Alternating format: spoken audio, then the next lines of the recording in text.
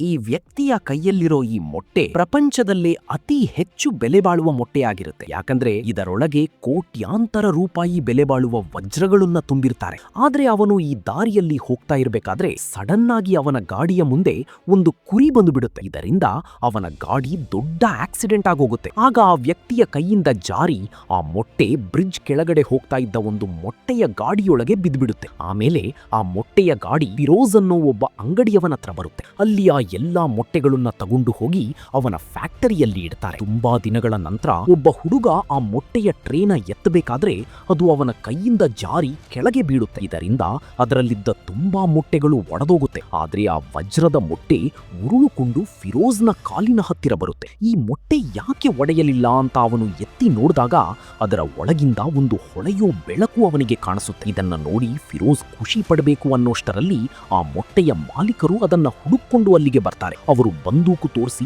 ಫಿರೋಜ್ಗೆ ಬೆದರಿಸೋಕೆ try ಮಾಡ್ತಾರೆ. ಆದ್ರೆ ಅವನು ಮಾತ್ರ ತನಗೆ ಏನೂ ಗೊತ್ತೇ ಇಲ್ಲ ಅನ್ನೋ ತರ ನಾಟಕ ಮಾಡ್ತಾನೆ. ಆಮೇಲೆ ಅವರೆಲ್ಲ ಸೇರಿ ಅಂಗಡಿಯಲ್ಲಿದ್ದ ಪ್ರತಿಯೊಂದು ಮೊಟ್ಟೆನೂ ಒಡೆದಾಕ್ತಾರೆ. ಆದ್ರೆ ಅವರಿಗೆ ಆ ಮೊಟ್ಟೆ ಮಾತ್ರ ಸಿಗೋದೇ ಇಲ್ಲ. ಯಾಕಂದ್ರೆ ಆ ಮೊಟ್ಟೆ ಅವರ ಕೈಯಲ್ಲೇ ಇರುತ್ತೆ.